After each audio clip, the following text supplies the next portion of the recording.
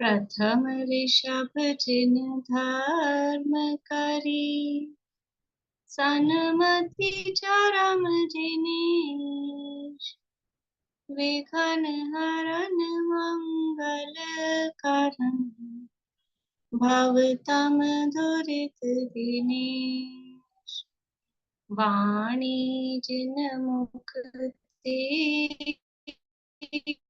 खिरी, परिगणाधिप कान।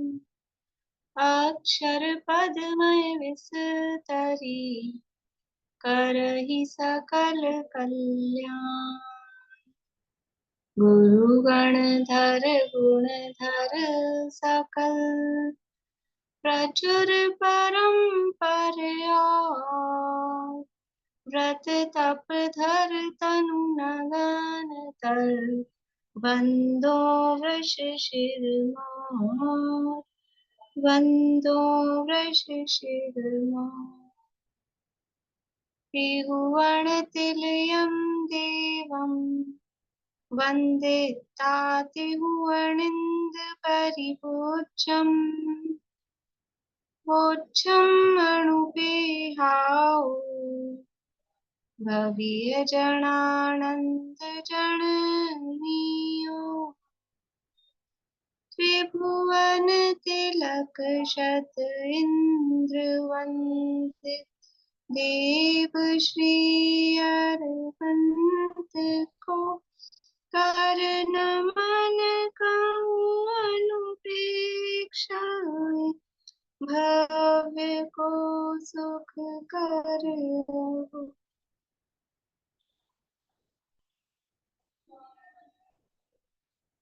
कार्तिकेय अनुप्रेक्षा नामक एक ग्रंथ है, कार्तिकेय स्वामी द्वारा रचित।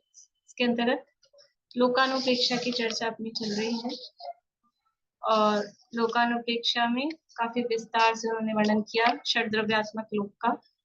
6 द्रव्यों के स्वरूप का वर्णन इसमें कर रहे हैं। तो जीव द्रव्य का वर्णन काफी विस्तार से किया गया और प्रारंभ में जीव के भेदों को, जीव के प्रकार या जीव समास कहते हैं, उन्होंने यहाँ बताया है। तो हमने भी उनको थोड़ा विस्तार से होमसार के आधार पर भी देखा था। तो जीव समास बताने आपको 1 से 5 तक जीव समास पढ़ के आए हैं कि नहीं, भूल गए? 1 से 5 तक जीव समास बोलिए स्मिता। जीव 2 तरह के, त्रस और स्थावर 2 हो गए। फिर त्रस जीव 2 तरह के हैं। अच्छा, एक संसारी जीव। 1 से स्टार्ट करिए ना। एक है संसारी जीव। एक बोलेंगे तो बस जीव, एक बोलेंगे तो जीव। और जीव है 2 तरह के, त्रस और स्थावर। फिर 2 हो गए, त्रस स्थावर। एक स्थावर त्रस 2 तरह के हैं, सकल इंद्रिय विकल इंद्रिय 3 हो गए। फिर एक स्थावर हो गया, एक विकल इंद्रिय हो गया, एक सकल इंद्रिय के 2 भेद हो गए। तो उसकी संगी और असंगी हो गए, वो 4 हो गए। फिर बढ़िया, समझ में आ रहा है आप लोगों को? स्थावर, फिर विकलेंद्रिय, असंगी पंचेंद्रिय, संगी पंचेंद्रिय, ये 4 हो गए। फिर 5 करने होंगे तो एक स्थावर हो गया, और विकल इंद्रिय के 2 इंद्रिय, 3 इंद्रिय, 4 इंद्रिय, और फिर एक संगी, वो सकल इंद्रिय, वो 5 हो गए। संगी अकेला गिनेंगे? सकल इंद्रिय। हाँ, तो मतलब सीधा ये हो गया ना, एक इंद्रिय से पंचेंद्रिय, सीधा सा मतलब हो गया, ऐसे थोड़ा घूम के हो गया। हाँ, एक इंद्रिय, 2 इंद्रिय, 3 इंद्रिय, 4 इंद्रिय और 5 इंद्रिय, 5 हो गए। बढ़िया। ये बस एक, यानी जीव समास के भेद किए थे अपन ने 1 से लेके 19 तक लगातार। तो एक हुआ तो एक जीव बोलो, या ठीक है संसारी जीव, हम संसारी जीवों के भेद कर रहे हैं। फिर 2 त्रस स्थावर, फिर 3 भेद करेंगे तो एक इंद्रिय, विकलेंद्रिय, सकलेंद्रिय। फिर 4 भेद करेंगे तो एक इंद्रिय, विकलेंद्रिय, संगी और असंगी और संगी। और 5 भेद करें तो 1 2 3 4 5 इंद्रिय, ये 5। अब 6 से 10 तक के 6 से 10 तक के जीव समास। बोलिए अर्चना जी। 6 में पहले तो 5 स्थावर है, 1 इंद्री, 2 इंद्री, 3 इंद्री, 4 इंद्री, 5 इंद्री और 1 त्रस। 5 स्थावर, 1 इंद्री, 2 इंद्री, 3 इंद्री, 4 इंद्री, 5 इंद्री। नहीं सॉरी, पृथ्वी, जल, अग्नि, वायु, वनस्पति, ये 5 स्थावर में हो गए और 1 त्रस में हो गया, तो ये हो गए 6 6। काय के जो जीव कहते हैं तो ये 6 भेद हो गए। 5 तो स्थावर, पृथ्वी, जल आदि और 1 त्रस, ये 6। आगे हाँ, फिर इसमें 5 स्थावर होंगे साथ में और 1 विकलेंद्री होगा, 1 सकलेंद्री होगा, तो ये 7 हो गए। अभी 5 स्थावर तो चलेंगे, उसमें प्लस कर रहे हैं। पहले 1 प्लस किया था त्रस, तो 6 हो गए थे। अब 5 स्थावर में 2 प्लस करेंगे, त्रसों के 2 भेद कर देंगे, विकलेंद्री और सकलेंद्री, सकलेंद्री। तो ये हो गए 7। हाँ, फिर 8 में 5 स्थावर चलेंगे और 1 विकलेंद्री चलेगा, तो 6 हो गए। फिर वही पंचेंद्री में संगी और असंगी कर देंगे, तो ऐसे 8 हो जाएंगे। 5 स्थावर है ही, अब उसमें प्लस करने हैं, तो 1 विकलेंद्रीय, 6 हो गया। और सकलेंद्रीय के 2 भेद कर देंगे, असंगी और संगी, तो 6 हाँ, और 2 8। 8 हो गए। फिर 9 में फिर वही 5 स्थावर रहेंगे, लेकिन अब इसमें विकलेंद्री का 2 इंद्री, 3 इंद्री, 4 इंद्री कर देंगे, तो इसे 5 और 3 8 हो जाएंगे और 1 पंचेंद्री का रहेगा, तो 9 हो जाएंगे। बढ़िया। अब क्या करेंगे, 5 स्थावर है ही, अब विकलेंद्रीय के भेद कर देंगे, 2 इंद्रिय, 3 इंद्रिय, 4 इंद्रिय, तो 5 और 3 8। और सकलेंद्रिय को 1 ही रहने देंगे। सकलेंद्रिय बोलो हाँ, या पंचेंद्रिय बोलो, एक ही बात है। तो ये हो अच्छा गए 9 फिर प्रकार के जीव हाँ, समास। फिर 10 में फिर वही है कि 5 स्थावर हैं और विकलेंद्री के 3 हैं, तो ये 8 हो गए, और सकलेंद्री में संगी और असंगी कर देंगे, तो ऐसे 10 भेद हो जाएंगे। बढ़िया। यानी अब 5 स्थावर है ही, विकलेंद्रिय को भी खोल दो। याद आ रहा है ना, अपन ये शब्द बोलते थे, इसको भी खोल दो, इसको भी खोल दो। तो विकलेंद्रिय के भी तीनों भेद कर दिए, सकलेंद्रिय के दोनों भेद कर दिए, तो 5 इधर हो गए, 5 इधर, तो ये 10 प्रकार के जीव समास। अब 11 से 15। रेणु जी से मैम नहीं पूछा जाता कि उदास होके बैठे रहते हैं। अरे नहीं मैम, मैं तो सुन रही हूँ ध्यान से। नहीं, मजाक कर रही हूँ। जो 5 प्रकार के रस जीव है वो सूक्ष्म और बादर की अपेक्षा से 10 प्रकार के हो जाएंगे और 1 त्रस, इस तरह 11 जीव समास। फिर 12 में 10 तरह एक मिनट, और थोड़ा जीव। धीरे, क्योंकि सब लोग भूल चुके हैं मेरे हिसाब से, इसलिए। तो अभी ये जो 5 स्थावर थे, देखो थोड़ा अपन नंबर वाइज आगे बढ़ रहे हैं। तो अभी 5 स्थावर कर रखे थे, अब 5 स्थावर के सूक्ष्म और बादर, ये 2 भेद कर दिए, तो इधर 10 हो गए। अब इन 10 तो ये रहेंगे कांस्टेंट, इन 10 में प्लस करते जाएंगे। तो पहले वही 1 त्रस प्लस किया, तो 11 हो गए। ठीक है, फिर आगे।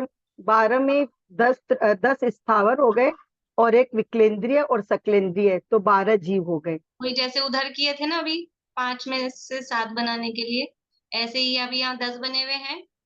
5 प्रकार के स्थावर सूक्ष्म भी, 5 प्रकार के स्थावर बादल भी, तो ये 10। और उसमें फिर 1 विकलेंद्रिय और 1 सकलेंद्रिय, तो ऐसे हो गए 12। फिर 10 तरह के स्थावर में 1 विकलेंद्रिय और संघी असंगी, इस तरह 13 जीव हो जाएंगे। वही स्थावर 10 हैं। कौन से 10 हैं स्थावर? 10 स्थावर सूक्ष्म और कौन से चल रहे हैं? सूक्ष्म रुकिए रुकिए रुकिए, ये इन लोगों, ये लोग चल रहे हैं कि नहीं अपने साथ साथ, वो देखना है ना। 10 स्थावर कौन से हो रहे हैं? बोलिए निशा जी। पृथ्वी का एक, जल का एक, अग्नि का एक, वायु का एक, वनस्पति का एक, और ये त्रस भी और बादर भी चित्रस है। भी हैं। नहीं, बादर भी और सूक्ष्म भी है, तो फिर इनको बड़ी, डबल किया तो 10 हो गए। हाँ, ये 5 प्रकार के स्थावर बादर भी हैं और सूक्ष्म भी है, तो 10 हो गए स्थावर। कौन सा चल रहा था अपना? 13। 13 नंबर। हाँ, तो ये 10 स्थावर हो गए।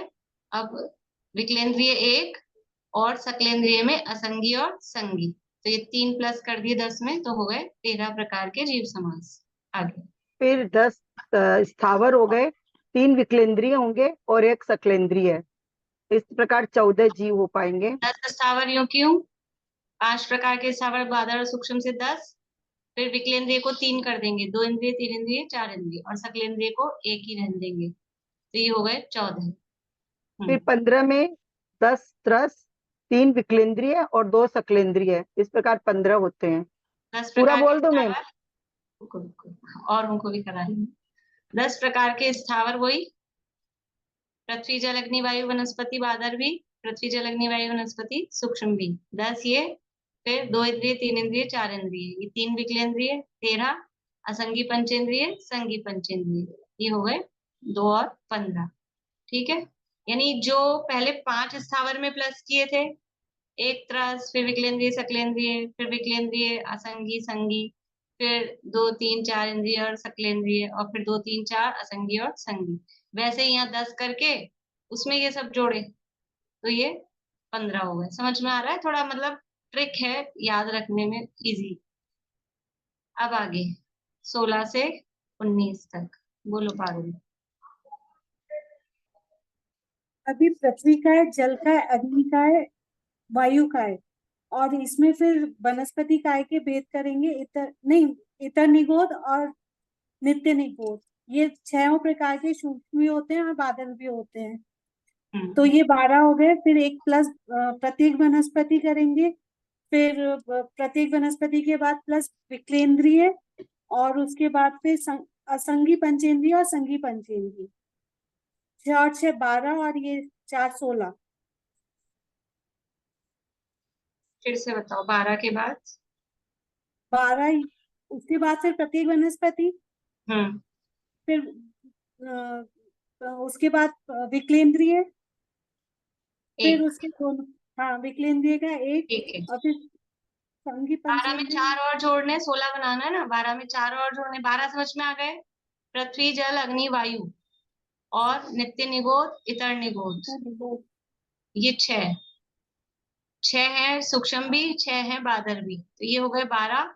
और फिर प्रत्येक वनस्पति अलग ले ली, तो ये एक जुड़ा, फिर विकलेंद्रिय को एक जोड़ा, तो ये दो जुड़ गए 12 में।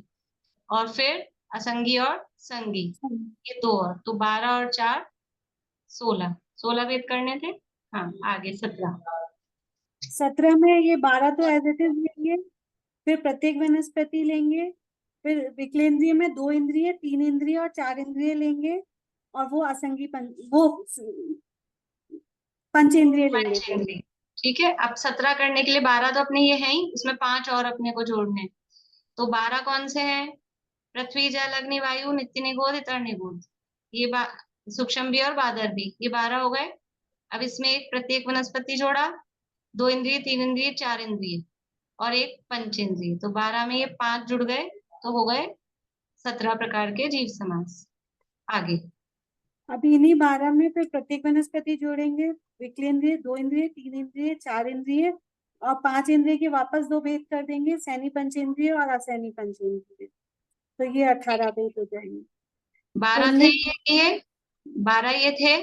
अब इनमें एक प्रत्येक वनस्पति, अब 12 में 18 करने के लिए 6 जोड़ने हैं ना, एक प्रत्येक वनस्पति, 2 इंद्रिय 3 इंद्रिय 4 इंद्रिय, असंगी पंचेंद्रिय और संगी पंचेंद्रिय, तो ये 6 और जोड़े 12 में, तो हो गए 18।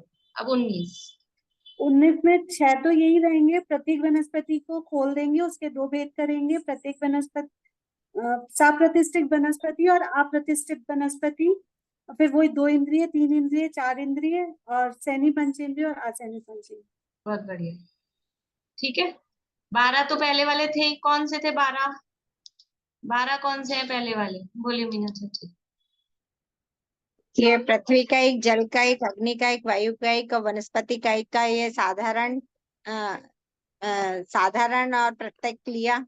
तो साधारण के अंदर 2 लिए, नित्य निगोद और इतर निगोद।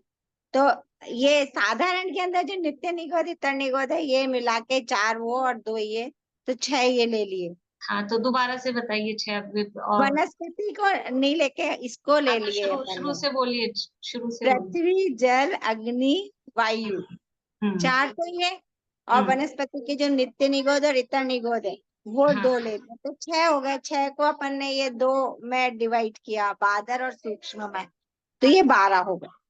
हाँ, ये 6 प्रकार के जीव, बादर भी हैं 6 प्रकार के जीव, सूक्ष्म भी है। 5 स्थावर होते हैं, पृथ्वी जल अग्नि वायु वनस्पति। वनस्पति के 2 भेद हैं, साधारण और प्रत्येक, और साधारण वनस्पति को ही निगोद कहते हैं। ठीक है, तो वो निगोद के भी 2 टाइप हैं, नित्य निगोद और इतर निगोद, उनको यहाँ पर ले लिया। तो पृथ्वी जल अग्नि वायु इतर निगोद और नित्य निगोद, ये बादर भी हैं सूक्ष्म भी हैं, इसलिए हो गए 12। बढ़िया, ठीक है। तो ये 12 हो गए। और फिर अभी वनस्पति पूरी नहीं आई थी, इसलिए वनस्पति में प्रत्येक वनस्पति को अलग से लिया था।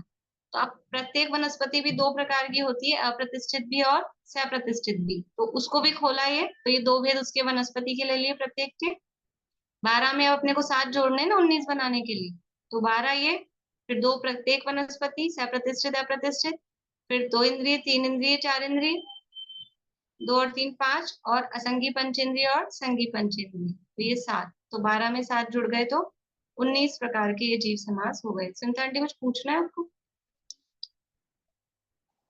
मैं ये कह रही थी, वो है ना 17 में ही आएंगे प्रत्येक वनस्पति के दो भेद।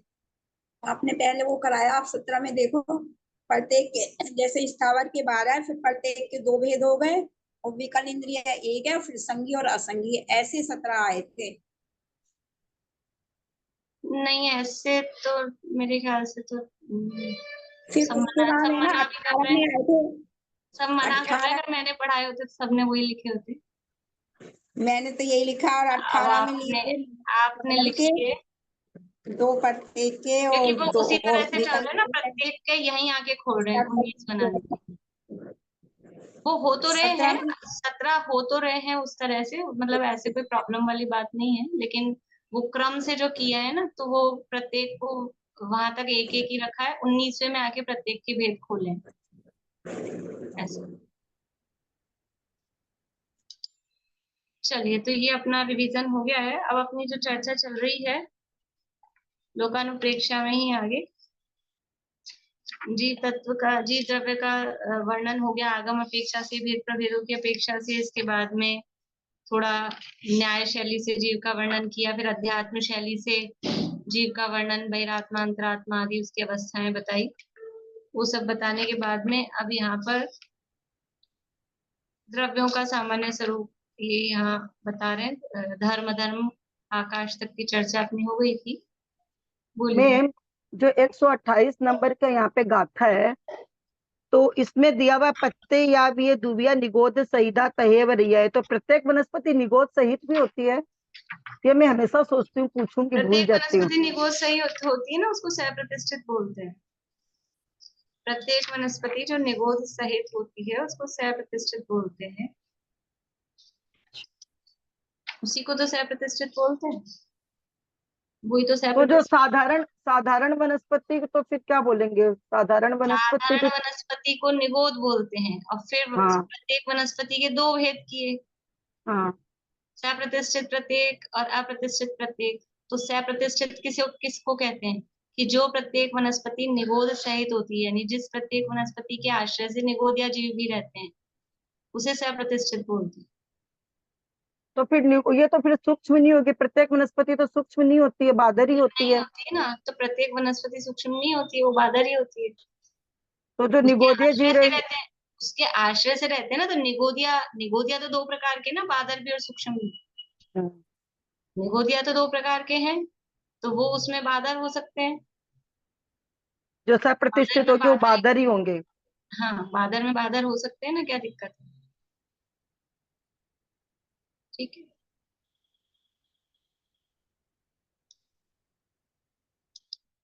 देखिए, अपनी गाथा चल रही थी, काल द्रव्य का स्वरूप देखना है अपने को।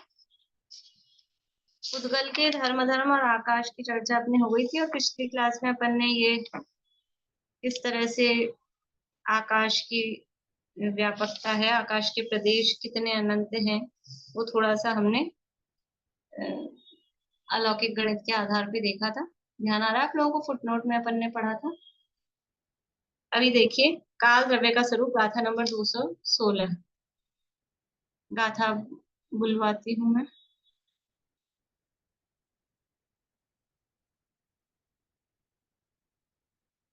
गाथा बोलिएगा, पीछे कौन बोल, पारुल बोल पाओगी? नहीं? चलिए, अनीता जी आप बोलिएगा।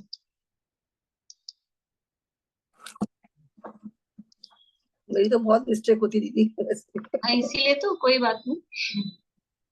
216 नंबर की गाथा है। अब काल द्रव्य का स्वरूप कहते हैं। सवाणम दवाणम, ये गाथा अपन ने पढ़ ली ना, ये वाली तो उसके पहले दिन पढ़ ली थी है ना, ये हो गई गाथा। 217 पढ़नी है, 217 नंबर की गाथा है। अब कहते हैं कि परिणमने की शक्ति स्वभावभूत सब द्रव्यों में है, अन्य द्रव्य निमित्त मात्र है। नियणीय परिणामाणम, बोलिए। नियणीय परिणामाणम, नियणीय दवम्पि कारणम होदि, नियणीय दवम्पि कारणम होदि, अन्नम बाहिरदवम्, अन्नं बाहिर्दवम्, निमित्तमित्तं वियाणेह। निमित्तमित्तं विहाणेह। नियणीय परिणामाणं नियणीय दवम्पि कारणं होदि, अन्नं बाहिर्दवम्, निमित्तमित्तं वियाणेह। नियणीय परिणामाणां नियणीय दवम्पि कारणं होदि, अन्नं बाहिर्दवम्, निमित्तमित्तं विहाणेह।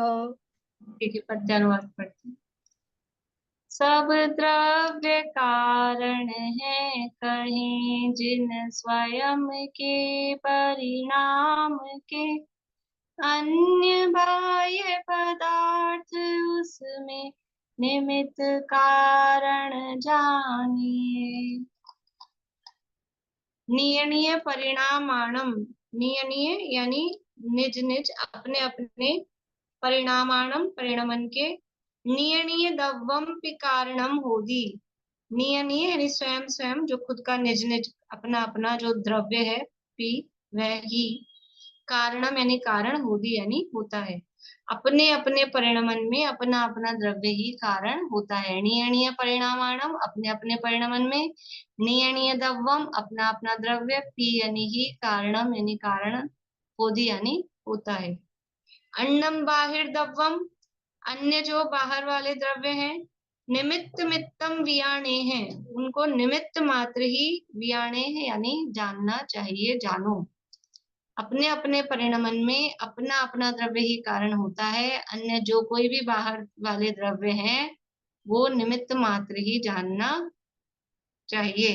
यानी बात क्या चल रही थी, काल द्रव्य की बात चल रही। काल द्रव्य किसे कहते हैं? काल द्रव्य किसे कहते हैं? बोलिए वर्षा जी।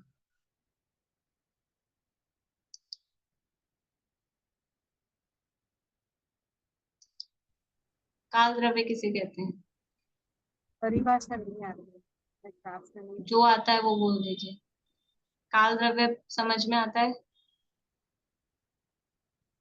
मतलब वो काल हेतु मतलब समय के हिसाब से रहता है, वो पता है, लेकिन परिभाषा नहीं आती।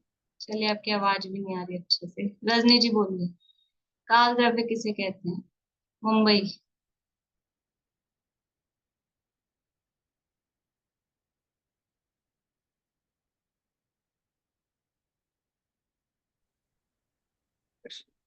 इस समय की इकाई को, समय की इकाई को नहीं, काल की इकाई को समय काल कहते की हैं। इकाई को समय कहते हैं। अभी सॉरी, तो काल द्रव्य किसे कहते हैं वो पूछ रही हूँ।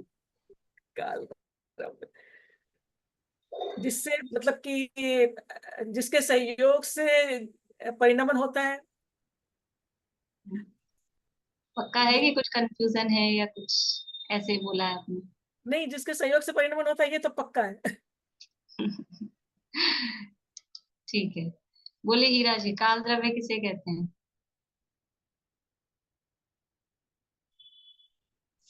सब द्रव्यों के परिणाम को काल द्रव्य कहते हैं।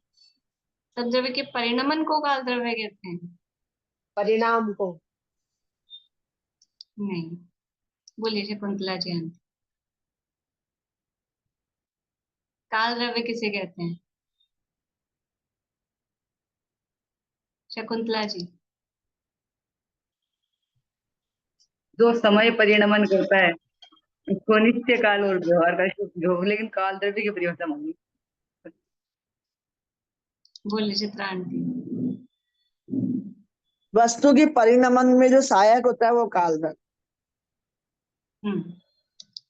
सब द्रव्यों के परिणमन में जो निमित्त होता है उसे काल द्रव्य कहते हैं। 6 द्रव्यों की परिभाषा तो मतलब वही स्वरूप है, सरल सा है। जो सब द्रव्यों को जगह देने में निमित्त होता है वो आकाश द्रव्य, जो सब द्रव्यों के परिणमन में निमित्त होता है वो काल द्रव्य, जो चलते हुए जीव और पुद्गलों के गमन में निमित्त होता है वो धर्म द्रव्य, जो स्वयं रुकते हुए जीव और पुद्गलों के रुकने में निमित्त होता है वो अधर्म द्रव्य। ठीक है ना। और जो स्पर्श रस गंध वर्ण वाला होता है वो उद्गल द्रव्य, और जो जानता देखता है ज्ञान स्वभावी है वो जीव द्रव्य। हो गए 6 द्रव्य। तो जो सब द्रव्यों के परिणमन में निमित्त होता है उसे काल द्रव्य कहते हैं। उसकी सहायता से, जो शब्द आपने कहा था सहायता से, मतलब वो निमित्त होता है सब द्रव्यों के परिणमन में। परिणमन मतलब निरंतर उनमें जो चेंजेस हो रहा है वो काल द्रव्य उसमें निमित्त है। तो ये काल द्रव्य निमित्त है, ये बात यहाँ कह रहे हैं। तो इस गाथा में क्या कह रहे हैं कि वो काल द्रव्य निमित्त बता रहे हैं ना, निमित्त। तो फिर वो द्रव्य परिणमन कैसे कर रहे हैं? निमित्त तो सहायता कर रहा है, तो कह रहे हैं द्रव्यों में परिणमन की शक्ति खुद में है, खुद में द्रव्यों में परिणमन की शक्ति है। तो अपने अपने परिणमन में अपना अपना द्रव्य ही कारण होता है। जो जो परिणमन कर रहा है उसके परिणमन में वो स्वयं ही कारण है। तो फिर ये काल द्रव्य क्या है? अन्य जो बाहिर अन्नम बाहिर द्रव्यम, ये काल द्रव्य क्या है? एक द्रव्य के लिए जीव के परिणमन में, पुद्गल के परिणमन में काल द्रव्य क्या है? वो निज द्रव्य है कि बाहर द्रव्य है? बाहर वाला द्रव्य है। तो वो जो बाहर वाला द्रव्य है वो क्या है? निमित्त मित्तम वियाणे है। उसको निमित्त मात्र जानना चाहिए, वो निमित्त है। और निमित्त का मतलब क्या होता है? निमित्त का मतलब होता है कि वो एक तो परद्रव्य है और वो कार्य को करता नहीं है, कार्य होते समय खड़ा है सामने, प्रेजेंट रहता है बस। कार्य करता कौन है? कार्य वो द्रव्य जो स्वयं परिणमित हो रहा है वही द्रव्य कार्य कर रहा है। जो भी काम हो रहा है तो जो परिणमन कर रहा है वो ही उस काम को कर रहा है। और निमित्त क्या है? कि वो सामने खड़ा है बस, ये है। तो काल द्रव्य द्रव्यों के परिणमन में निमित्त है, मतलब कि द्रव्य परिणमन कर रहे हैं, काल द्रव्य है। लेकिन वो जो परिणमन कर रहे हैं वो काल पकड़ पकड़ के नहीं कराता है, वो परिणमन कर रहे हैं अपनी अपनी शक्ति से। सब द्रव्यों में परिणमन की शक्ति अपनी अपनी है। समय सार में कलश है। आत्मा में है स्वाभाविक परिणमन की शक्ति जब, और उसके परिणमन में है न कोई विघ्न जब। क्यों न हो तब स्वयं करता स्वयं के परिणमन कार। सहज ही यह नियम जानो वस्तु के परिणमन का। आत्मा में है स्वाभाविक परिणमन की शक्ति, खुद में अपने आप में वो परिणमन की शक्ति है। और उसके परिणमन में है ना कोई विघ्न जब, और उसके परिणमन में कोई बाधा भी नहीं कि कोई रोक दे टोक दे।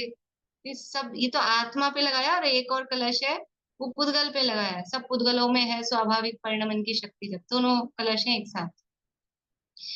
और ये तो जीव और पुद्गल की बात है, इसको अपन ऐसा नहीं बना सकते सब द्रव्यों में है स्वाभाविक परिणमन की शक्ति जब, और उनके परिणमन में है ना कोई विघ्न जब, तब क्यों ना हो सब, तब स्वयं करता स्वयं के परिणमन का। फिर क्यों एक दूसरे के कर्ता होते हैं? जब सब द्रव्यों में अपनी अपनी परिणमन की शक्ति है। उस दिन पूछा था कौन सी है, किस शक्ति के कारण वो परिणमन कर रहे हैं? सब द्रव्यों में ऐसी कौन सी शक्ति है जिसके कारण वो परिणमन करते हैं? द्रव्यत्व शक्ति। द्रव्यत्व शक्ति है, जिस शक्ति के कारण द्रव्य की अवस्था निरंतर बदलती रहती है, मतलब परिणमन करता रहता है। तो ये शक्ति है, किस द्रव्य में है किस में नहीं है? ये सामान्य गुण है, सब द्रव्यों में पाया जाता है। तो सब द्रव्यों में है स्वाभाविक परिणमन की शक्ति जब, और उनके परिणमन में है ना कोई विघ्न जब। विघ्न क्यों नहीं है? क्योंकि खुद की शक्ति है ना, कहीं से उधार लाए होते तो कोई बात होती, खुद की शक्ति है तो कोई विघ्न वाली बात ही नहीं है। तो फिर क्यों ना हो तब स्वयं कर्ता स्वयं के परिणमन का। फिर एक द्रव्य दूसरे द्रव्य का करता है, एक द्रव्य दूसरे द्रव्य को परिणमित कराता है, ये बात ही कहाँ है। फिर सब द्रव्य अपने अपने परिणमन के कर्ता क्यों नहीं हो? सब अपने अपने परिणमन के कर्ता ही होते हैं। तब क्यों ना हो, तब स्वयं कर्ता स्वयं के परिणमन का सहज ही यह नियम जानो वस्तु के परिणमन का। ये वस्तु के परिणमन का सहज नियम है। वही यहाँ बता रहे, नियणीय परिणामाणम नियणीय द्रव्यम कारणम होगी। जो अपने अपने परिणमन का अपना अपना द्रव्य ही कारण होता है। मुझ में कैसा परिणमन हो रहा है उसका कारण मैं हूँ। शरीर में जो परिणमन हो रहा है उसका कारण शरीर है। मैं जीव द्रव्य हूँ, मैं अपने परिणमन का कारण हूँ। और शरीर वो जड़ पुद्गल अजीव द्रव्य है, उसके परिणमन का कारण वो है। सब द्रव्य अपने अपने परिणमन के कारण है। कोई द्रव्य किसी दूसरे द्रव्य को परिणमित कराता नहीं है कि हमने बदलवा दिया ना। ये पता नहीं क्या क्या मानते थे, इधर जाते थे उधर जाते थे, इतनी इन देवों को उन देवों को, हमने इनको बदला दिया, हमने इनकी श्रद्धा सुधरा दी, ये बदला दिया। ये सब अपने अपने परिणमन के स्वयं कारण है। उन्होंने अपनी मान्यता बदली है तो अपने से बदली है। फिर हमारा क्या हुआ? अन्नम बाहिर दव्वम, तुम बाहर वाले द्रव्य हो। निमित्त मित्तम पिवियाणेन, निमित्त मात्र ही हो। बाहर वाला निमित्त हो सकता है, सहायक हो सकता है, लेकिन जब बदलता है तो अपने से ही। देखो दुनिया में भी कहावत चलती है, बोले मानेगा तो अपने आप से, नहीं तो, अब वो शब्द नहीं बोल रही मैं कोई व्यक्ति के बारे में इस तरह से चलता है कि मानेगा तो अपने आप से, नहीं मानेगा तो किसी से नहीं। मतलब ये है कि जो परिणमन हो रहा है ना, जो परिणमन हो रहा है वो स्वयं में होता है। जो भी मानता है लोक व्यवहार में, किसने हमारी बात मानी, उसने हमारी बात मानी कि हमने मनवाई, वो जब उसको जची है तभी उसने मानी। किसी के कहने से करने से दूसरा निमित्त हो सकता है भले ही, लेकिन सबका परिणमन अपना अपना अपने हिसाब से होता है। जिस द्रव्य का जिस क्षेत्र में जिस काल में जिस रूप में जो परिणमन होना होता है, उस द्रव्य का उसी क्षेत्र में उसी काल में उसी निमित्त से उस रूप परिणमन होता है। तो वो जो होना है वो होता है, तो वो निमित्त भी उसमें होता है,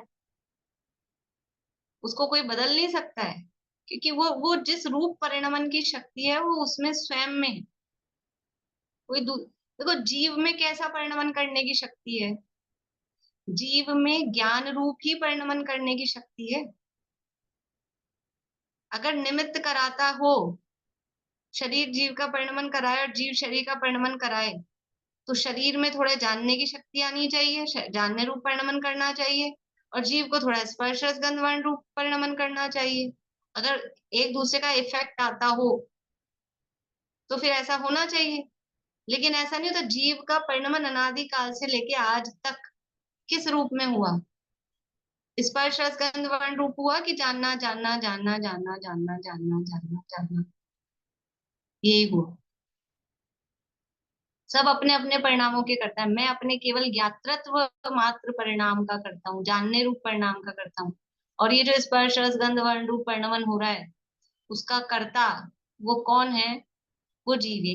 ये बात क्यों दी? क्योंकि बात चल रही थी काल द्रव्य परिणमन करा रहा है, तो कोई काल द्रव्य परिणमन किसको कराएगा पकड़ पकड़ के? काल द्रव्य के हिसाब से परिणमन हो कि अब अच्छा काल आ गया, मोदी जी ने लगाया था नारा, अच्छे दिन आने वाले हैं। तो अच्छा काल, अब आज अच्छा दिन है, अच्छे दिन है, अष्टानिका चल रही है ना। कभी दिवाली का दिन, आज बहुत अच्छा दिन है, शीर्षासन जयंती का दिन आएगा, अभी बहुत अच्छा दिन है।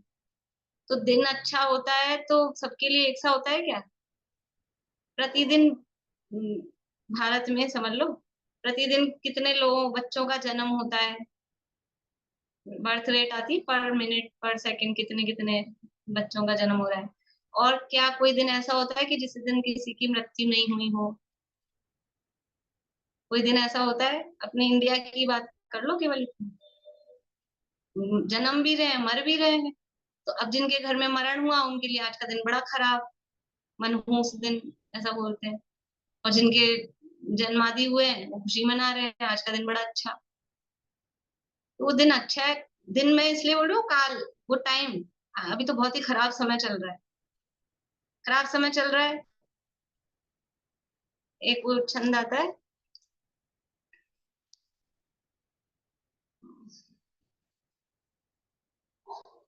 पूर्णिमा आंटी को हो सकता है याद होगा, उसमें लास्ट में आता है, काहू राग रंग काहू रोया राई मची है, जहां भान उगत उछाह सुख दिसे सो। देखो शुरू की लाइन याद आ रही है, बनारस दास जी का है। मतलब ऐसी ऐसी ऐसे है उसमें कि कहीं राग रंग हो रहा है, कहीं रोया राई मची है। अभी देखो कहीं कोई जीव मरा, यहाँ से कोई जीव मरा, तो मरते ही एक दो समय में दूसरी जगह जन्म हो गया, तो यहाँ तो रोना धोना मच गया।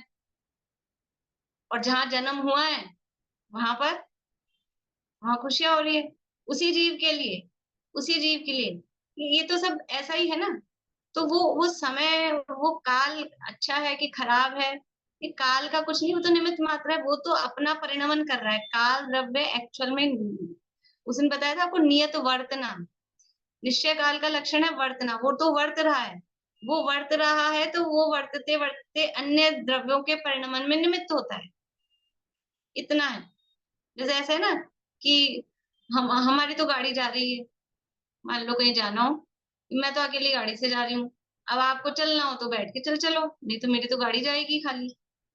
तो वो काल तो वर्त रहा है, अन्य द्रव्य भी उसके साथ साथ में, अन्य द्रव्यों के साथ में वर्तने में भी वो निमित्त होता है।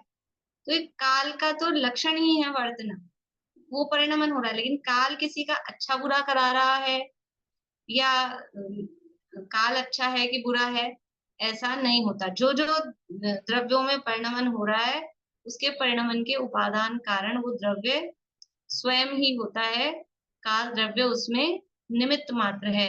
तो काल पर आरोप आ जाता है जब हमारे मन के अनुकूल परिणमन होता है, तो हम बोलते हैं बहुत अच्छा समय, बहुत अच्छा काल चल रहा है। और हमारे मन के प्रतिकूल होता है तो हम बोलते हैं खोटा काल चल रहा है, काल ही खराब है। जब जब अपने हिसाब से काम होता है ना अभी, तो हम बोलते हैं अरे अभी तो अच्छा काल चल रहा है, बहुत धर्म ध्यान के अवसर मिल रहे हैं। कोरोना टाइम में ऐसा हो रहा था, कोरोना का टाइम अच्छा है कि बुरा, अच्छा था कि बुरा? तो कोई तो बहुत खराब टाइम आया, बहुत खराब टाइम आया, ठीक है।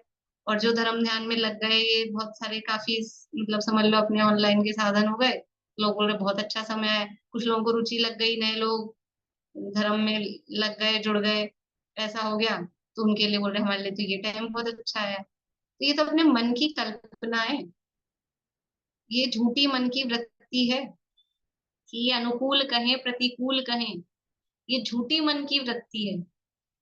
प्रतिकूल संयोगों में क्रोधित होकर संसार बढ़ाया है, तो प्रतिकूल लगते हैं तो बस कषाय करता है, संक्लेश बढ़ाता है। वास्तव में कोई क्षेत्र, कोई द्रव्य, क्षेत्र, काल, वो अनुकूल प्रतिकूल होता ही नहीं।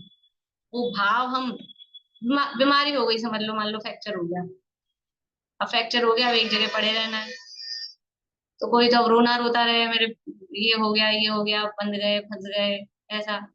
और कोई ये सोच सकता है कि चलो बहुत भाग दौड़ लगी रहती थी, अब बैठ के चिंतन मनन ये करेंगे। तो ये तो अपने थिंकिंग है ना, हम कैसे सोच रहे हैं, इसमें कोई बाहरी द्रव्य की, बाहरी किसी परिस्थिति की कोई बाउंडेशन नहीं। वो परिणमन किसका किसके कारण हो रहा है, सबका परिणमन अपने अपने कारण हो रहा है। अब उसमें वो किस तरह से, अन्य द्रव्य तो जैसा आप परिणमन कर रहे हो, तो अन्य द्रव्य उसमें उस रूप से निमित्त कहा जाता है। देखिए भावार्थ पढ़ लेते हैं इसका।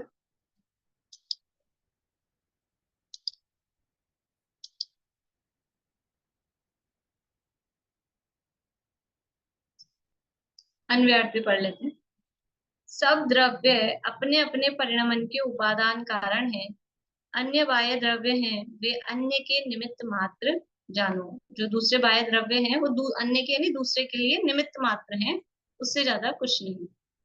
जैसे घड़े आदि में मिट्टी उपादान कारण है और चाक दंड आदि निमित्त कारण है, वैसे ही सब द्रव्य अपनी पर्यायों को उपादान कारण है, तब काल द्रव्य तो निमित्त मात्र कारण है। सब द्रव्य अपनी पर्यायों को, मतलब अपनी पर्याय के लिए, यानी अपनी पर्याय के उत्पन्न होने के लिए, जिस द्रव्य में जो पर्याय, जो अवस्था, जो दशा उत्पन्न हो रही है, उसका उपादान कारण वो द्रव्य स्वयं है।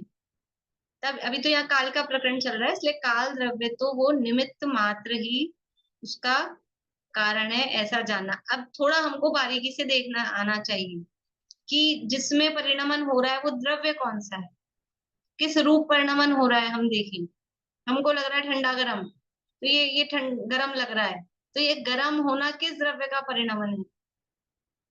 गरम होना किस द्रव्य का परिणमन है? ये पुद्गल द्रव्य का परिणमन है। तो ये शरीर का परिणमन हो रहा है। ठंडा गरम होना ये जीव का परिणमन नहीं। तो ऐसा भेद ज्ञान करना आना चाहिए। अब इसमें जो निमित्त है, तो बहुत सारे निमित्त होते हैं, काल द्रव्य तो केवल एक निमित्त है। एक जो भी परिणमन हो रहा है किसी द्रव्य में, उसके परिणमन में बाहरी अन्य दूसरे द्रव्य भी, और कोई धर्म द्रव्य, आकाश द्रव्य, देखो 2-3 द्रव्य तो परमानेंट ही है। काल द्रव्य परमानेंट निमित्त है ही है, क्योंकि परिणमन हर समय चल रहा है, तो काल द्रव्य हर समय निमित्त है। और जो भी द्रव्य है वो कहीं ना कहीं जगह लिए हुए तो है ही है, बिना जगह के तो रहेगा ही नहीं। तो आकाश द्रव्य भी परमानेंट निमित्त है। गति स्थिति में ये हो सकता है कि चले, कभी ना चले, तो उसमें अपन मोटा मोटा रुका हुआ देख रहे हैं। लेकिन अभी हम रुके हुए हैं ना, तो भी ऐसा नहीं, अभी हाथ हिल रहे हैं, इधर से उधर हाथ हिल रहा है, ये धर्म द्रव्य का निमित्त आ रहा है इसमें। तो हम मूवमेंट होते ही रहते हैं, कोई आगे हो रहा है, कोई पीछे हो रहा है, कोई पैर हिला रहा है, कोई सांस ले रहे हैं, तो उससे ही वाइब्रेशन, मतलब पेट आगे पीछे जो हो रहा है, तो उसमें धर्म द्रव्य का निमित्त बना बनता रहता है। तो ये तो परमानेंट निमित्त है ही। इसके अलावा फिर बाहर में और दूसरे अब जो भी परिणमन हो रहा है, उसमें ज्ञान रूप परिणमन हो रहा है, तो कोई शास्त्र आदि, गुरु आदि, वो निमित्त बन जाएंगे। शरीर की अवस्था पसीने रूप बन रही है, तो उसमें गर्मी आदि, पसीना नहीं आ रहा है तो उसमें पंखा, एसी, कूलर आदि, वो ऐसा बाहरी और दूसरे निमित्त भी बन जाएंगे। बोलिए। मैम अगर जैसे यहाँ पे जो लिखा है चाक और दंडादि, तो अगर ये निमित्त नहीं होंगे तो वो जो उपादान है मिट्टी, वो घड़ा रूप होएगी नहीं, तो उसको केवल निमित्त ही बोल दिया कि वो खाली खड़ा रहता है, तो वो तो वो कारण के बिना वो कार्य ही नहीं संपादित होगा। अगर वो कारण के बिना कार्य संपादित नहीं होगा, लेकिन वो चाक और डंडा तो पड़ा रहता है दिन भर, फिर घड़े बनते रहने चाहिए।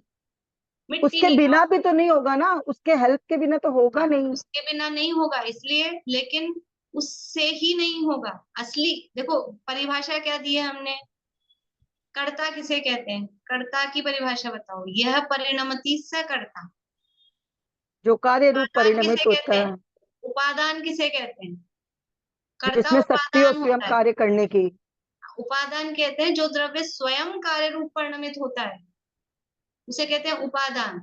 और जो स्वयं कार्य रूप परिणमित नहीं होता, कार्य की उत्पत्ति में अनुकूल होता है, और अनुकूल होने का, उसमें तो असली शब्द तो है अनुकूल होने का आरोप आता है, उसे नहीं मैम, निमित्त वो तो वो तो समझ गई, लेकिन यहाँ जो निमित्त शब्द है ना, तो उस निमित्त के बिना उपादान कार्य नहीं होगा, मैं ये बोलना चाह रही हूँ। हाँ, तो निमित्त के बिना कार्य नहीं होगा, लेकिन निमित्त से भी कार्य नहीं होगा।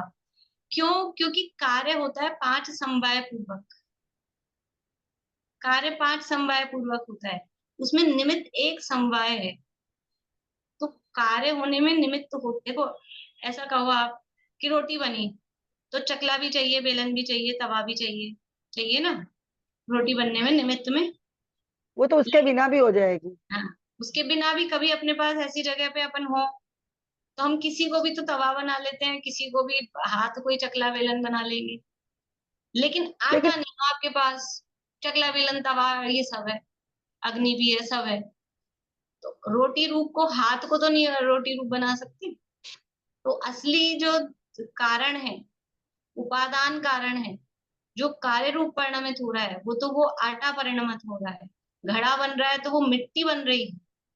इसलिए बाकी सब जो बाहर रह गए ना, वो निमित्त कहे जाएंगे। मैम वो वो तो निमित्त, वो आप चकला बेलन का ठीक है, लेकिन हमेशा जो यहाँ पे घड़े और जो इसका चाक का देते हैं ना घड़े में भी उदाहरण, घड़े में भी वो डंडक जो एक्चुअल में उसका जो डंडा है, मान लो कभी वो नहीं हो तो कुछ और काम, मतलब कुछ भी लगा लेता होगा। जैसे अपन कर लेते हैं, इसकी जगह वो कुछ भी रख लेते हैं, थाली को उल्टा करके उसको चकला बना लेंगे, फिर पट्टी पे बना लेंगे। तो ऐसे ही वो भी मान लो उसके पास साधन नहीं हो कुम्हार, तो किसी को भी खड़ा करके डंडा बना ले, कुछ भी कर सकता है। और एक्चुअल में तो क्या है, जब कार्य अंदर से उपादान में कार्य रूप परिणमित होने की योग्यता आती है, उसका परिणमन होना है, उस मिट्टी को घड़े रूप बनना है, तो बाहर में उसको अनुकूल निमित्त मिलेंगे ही मिलेंगे। अंदर उपादान में योग्यता होती है तो फिर निमित्त नहीं मिलते, ऐसा नहीं होता। लेकिन असली योग्यता उपादान की खुद की है। देखो, मारीची के उपादान में योग्यता नहीं थी, मारीची के उपादान में अभी संसार का अभाव करने की योग्यता नहीं थी। तो अगर हम कहते हैं तीर्थंकर हैं, देवशास्त्र गुरु हैं, ये निमित्त है कि नहीं? धर्म प्रकट करने के लिए निमित्त है कि नहीं?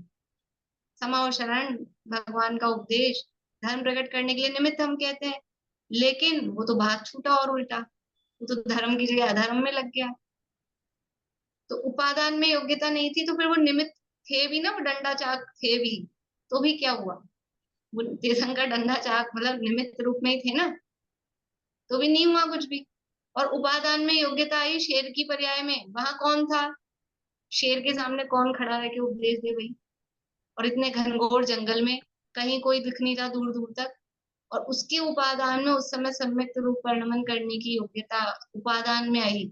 तो आकाश से चल के आ गए, उन राजों को भाव आ गया कि चलो चल के उसको उपदेश देते हैं। नहीं आकाश से मैम, जो जो परिभाषा है ना कि वो अनुकूल रहने की उस पर आरोप लगता है। अनुकूल का मतलब ये है कि अनुकूल का मतलब अपन जैसा अनुकूल अपन सोचे ना अनुकूल पे, तो वैसा नहीं। अनुकूल का मतलब है वो होता है इतना। तो वो कार्य करने में वो उसका पूरा सपोर्ट, उसके बिना वो कार्य नहीं होगा, उसके बिना वो कार्य हो नहीं सकता है, मेरा ये कहने का मतलब। मना नहीं कर रहे उसके बिना, लेकिन देखो जिस मिट्टी से घड़ा बनता है ना, जिस मिट्टी से, जो भी पर्टिकुलर मिट्टी चाहिए होती हो, चिकनी चिकनी जो भी, और वो मिट्टी नहीं हो, और ऐसे ही दूसरी कोई सी भी बालू रेत उठा के लिया है, अब आपका वो निमित्त है डंडा और चाक और वो सब, अब बनाओ, है ना, बनाओ। तो इसलिए असली कारण तो वो मिट्टी है। ये सब सहयोगी ही हैं, ये सहयोग कर सकते हैं। सहयोगी बोलेंगे, बोलते ना खाली उपस्थित रहता है सामने, ये गलत लगता है मुझे चीज।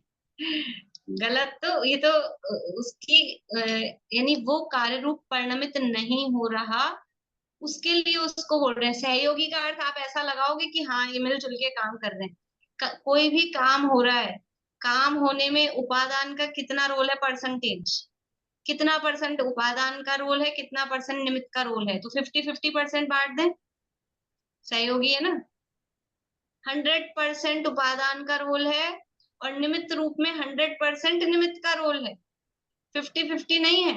उपादान उपादान रूप से 100% है और निमित्त निमित्त रूप से 100% है। लेकिन वो निमित्त है, दूर रहता है, घुसता नहीं है, मिलता नहीं है, उस रूप परिणमित होता नहीं है, वो बाहर ही रहता है, वो बाहर ही रहता है। जब घड़ा बन के तैयार होता है तो वो डंडा वंडा सब अलग, और केवल जो मिट्टी थी ना वो घड़े रूप होती है, बाकी सब निकल जाते हैं बाहर। तो जो जो वो उस रूप परिणमित हुआ है वो उसका उपादान है, वो उसका करता है, वो उस रूप परिणमित हुआ है। और जो उस रूप परिणमित नहीं हुआ वो सब वहां थे सहयोग करने में, तो उनको निमित्त कह दिया। लेकिन वास्तव में कार्य होता है अपने उपादान की ओर। बोलिए आशा आंटी। मारीची के केस में हम पुरुषार्थ की अयोग्यता मानेंगे या काल लब्धि का समवाय प्रमुख लेंगे?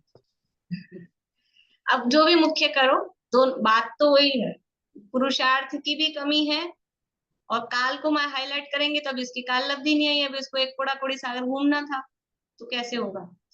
तो ये तो अपने पे है, हम किसको मुख्य करते हैं।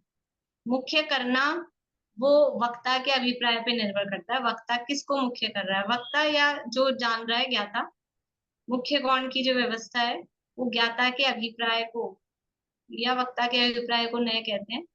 तो वो किस हिसाब से हम देख रहे हैं, किस हिसाब से हम जान रहे हैं, उस हिसाब से यदि निमित्त की बात चल रही है तो निमित्त को मुख्य करेंगे, उपादान की बात चल रही है उपादान को मुख्य करेंगे, अभी उसके स्वभाव में ऐसी योग्यता नहीं आई थी, या फिर काल को मुख्य कर देंगे कि अभी इसका काल नहीं पका था। तो ये तो बात तो यही है, ओवरऑल पांचों समवाय नहीं मिले थे, मुक्ति जाने योग्य पांचों समवाय नहीं मिले थे, और संसार में रुलने के पांचों समवाय मिले थे, तो उसमें निमित्त तीर्थंकर बने, क्योंकि उन्होंने कहा था ये 24वां बनेगा, इस बात पे बिगड़ गया वो। तो फिर भी सामान्य रूप से तीर्थंकर वो धर्म के ही निमित्त कहे जाते हैं, लेकिन उसको वो उस रूप में हो गए। कोई को जिन प्रतिमा देख के चोरी करने का भाव आ गया, तो जिन प्रतिमा किसके निमित्त है, किसके लिए विराजमान करते हैं मंदिर में? सम्यक दर्शन की निमित्त है जिनेंद्र भगवान की प्रतिमा। अब वो उसको चोरी का भाव आ गया, उसके चोरी में निमित्त बन गई। तो कार्य तो उपादान की योग्यता से होता है। ठीक है, देखिए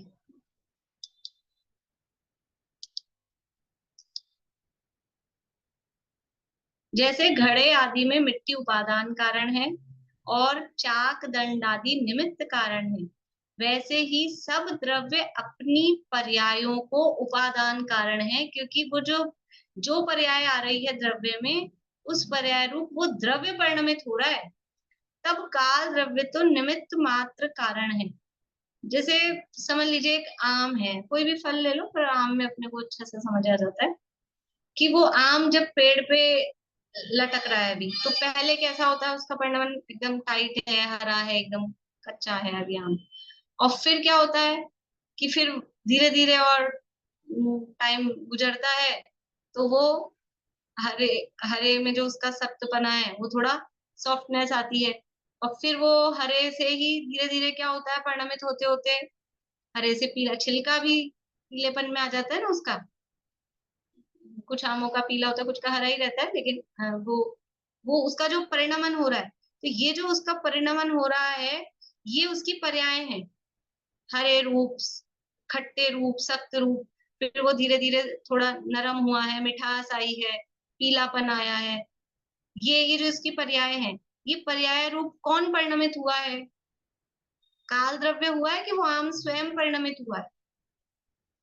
वो आम, तो वो सब द्रव्य अपनी पर्याय को उपादान कारण है, वो किस रूप परिणमित हो रहा है, वो आम का खुद का है कि नहीं, हमने वो गेहूं में डाल दिया था गर्मी में उसमें, तो वो इसलिए हरे से पीला हो गया और अच्छा मीठा हो गया, कि वो बाहरी सब निमित्त ही है। गेहूं में डाल दो, फिर भी जिसको जैसा परिणमित होना होता है वो वैसा ही होता है। एक ही ग्रुप के आम, कोई बहुत अच्छा मीठा होता है, कोई खट्टा। अरे एक ही ग्रुप नहीं, एक ही आम में ऊपर का हिस्सा मान लो खट्टा है, अंदर का हिस्सा मीठा है, मतलब अंदर ऊपर में ऐसा, और ऐसे ऊपर नीचे देखो लंबाई में, तो कभी नीचे का मीठा होता है, ऊपर खट्टा हो जाता है, कभी ऊपर मीठा हो जाता है, नीचे खट्टा हो जाता है। ऐसा होता है कि नहीं होता? तो वो कौन कर रहा है? अगर काल द्रव्य करता हो तो वो एक सा करे ना, मीठा की खट्टा की पीला की हरा, पर वो सब अपनी पर्याय की कितना कैसा परिणमन होना है, सब अपनी पर्याय के उपादान कारण द्रव्य स्वयं है, अन्य द्रव्य केवल निमित्त मात्र ही होता है। इसलिए ये समझना कि हम सुख रूप परिणमित हो रहे हैं कि दुख, अच्छा सुख दुख रूप परिणमित होना जीव का काम है कि शरीर का, पुद्गल का काम? सुख दुख रूप परिणमित होना जीव का काम है कि शरीर का काम है? अरे बहुत मिक्स जवाब आ रहे हैं। सुख दुख किसका गुण है? सुख गुण जीव का गुण है ना, तो सुख दुख रूप परिणमित होना जीव का काम है। दो उंगली दिखाने वाले भी मतलब काफी लोग थे, अब बदल ली जीव का काम है। तो अब ये जो सुखी दुखी रूप में परिणमित हो रहा हूं, तो ये जीव का परिणमन है, यानी जीव में उस रूप परिणमित होने की शक्ति है। तो ये जो सुख दुख रूप परिणमन हो रहा है, इसका उपादान कारण कौन होगा? मैं सुखी हो रहा हूँ या मैं दुखी हो रहा हूँ, तो इसका उपादान कारण कौन होगा? मैं होऊंगा। तो फिर अब आप जो हमारी उंगली उधर जाती है, इसके कारण इसके कारण इसके कारण, ये इसमें से प्रयोजन निकालना अपने को कि सब द्रव्य अपनी अपनी पर्याय को उपादान कारण है। मेरी सुखरूप पर्याय या मेरी दुख रूप पर्याय का कारण मैं ही हूँ, तब अन्य द्रव्य, काल द्रव्य की जगह भी अन्य द्रव्य लगाओ। अन्य द्रव्य तो निमित्त मात्र है, अन्य निमित्त है, वो जबरदस्ती कराते नहीं है। मैं स्वयं सुखी रूप परिणमित हो रहा हूँ तो उसको कह देंगे वो सुख में निमित्त हो गया। मैं स्वयं दुख रूप परिणमित हो रहा हूँ तो उसको कह देंगे इसके कारण दुखी हूँ। लेकिन वास्तव में ये सुख दुख रूप परिणमित होना ये स्वयं से हो रहा है। हर द्रव्य अपने परिणमन का उपादान कारण स्वयं है। कोई परद्रव्य मुझे दुखी नहीं कर सकता, कोई परद्रव्य मुझे सुखी नहीं कर सकता। मैं ही हूँ वो महान आत्मा जो अपने सुख का कारण भी मैं स्वयं हूँ, और यदि दुख हो रहा हूँ, दुखी हो रहा हूँ, तो उसका कारण भी मैं स्वयं ही हूँ। कोई अन्य द्रव्य मुझे सुखी दुखी करने वाला नहीं है। तो ऐसा समझकर परद्रव्य से दृष्टि हटाएं, और जब अपना सुख दुख अपने ही हाथ में है तो फिर क्यों दुखी हों जबरदस्ती। जब अपने ही हाथ में है तो अपने को स्वयं स्वयं को दुखी करे, ये कौन सी अच्छी बात है, और ये कौन सी समझदारी की बात है कि स्वयं ही स्वयं को दुखी करे। तो स्वयं अपना सुख का परिणमन अपने ही हाथ में है। तो अपनी उल्टी मान्यता से मैं दुखी होता हूँ, अपनी उल्टी विचारधारा से मैं दुखी होता हूँ। अपनी मेंटेलिटी ठीक करें, अपनी विचारधारा सही करें, अपनी मान्यता सही करें, तो वो सब अपने ही हाथ में है। इस तरह से ये यहाँ काल द्रव्य के निमित्त से, काल द्रव्य समझाना था, उसके निमित्त से यहाँ निमित्त उपादान को भी समझाया। और सब अपने अपने परिणमन के जिम्मेदार स्वयं है। सब द्रव्य अपने परिणमन के स्वयं जिम्मेवार है। कोई किसी का क्यों करे, कोई किसी का क्या करे, सब द्रव्य अपने परिणमन के स्वयं जिम्मेवार है। सब अपना अपना परिणमन स्वयं करते हैं। तो जैसा परिणमन होता है बाहर में निमित्त वैसे होते हैं, हो जाते हैं, लेकिन निमित्त कराते हैं जबरदस्ती, ऐसा नहीं है। इस प्रकार से ये चर्चा हुई। अब आगे द्रव्यों के उपकार, जो उपकार शब्द का अर्थ भी निमित्त कहा था, उसको यहाँ पे बता रहे हैं। ये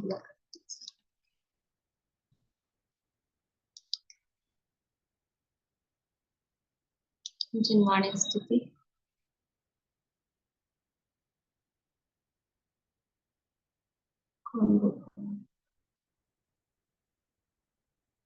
शांति बोलिए।